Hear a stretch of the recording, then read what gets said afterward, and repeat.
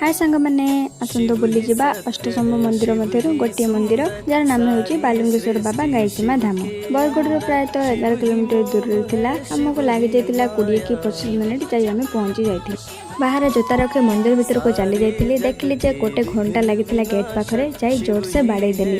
भाविली भगवान मो डाक थरक शुणिदेवे बोली। तापर आई सेटे जा देखिली बाबा गणपति को दर्शन कली। दुर्गा माँ को दर्शन कली।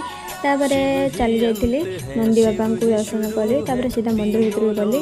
देखिली पानी ढाली भगवान को बोलुले। जेहेतु श्रावण मास लगी समस्ते पानी भी नहीं जाऊे। मत भी इच्छा है मुझे नहीं चली जाइए गोटे बाल्टी पानी। तापर आसी देखिले जे कईच मैंने ऊपर को भासुले से खाइबा टिके पकईदे खाइबा खाऊले आसी केते मस्ती करुले। तापर आसी परिवेश टी देखिली जे परिवेश टी केते सुंदर लगुला। केमी 2 घंटा बीतीगला जना पड़ानी। आपण मैंने भी आसला जानीपर मंदिर में प्रसाद बंटन होता। मोर बहुत बड़ भाग्य था जहाँकि मो प्रसाद खाइबा पाइली। प्रसाद में 3-4 प्रकार आइटम था। बहुत भल लगुला खाइबा। मो बहुत दिन पर प्रसाद खाइबा पाइली। बहुत सारा लोक बस खाऊले। खाई सारी घर फेरली। रोची जय जगन्नाथ।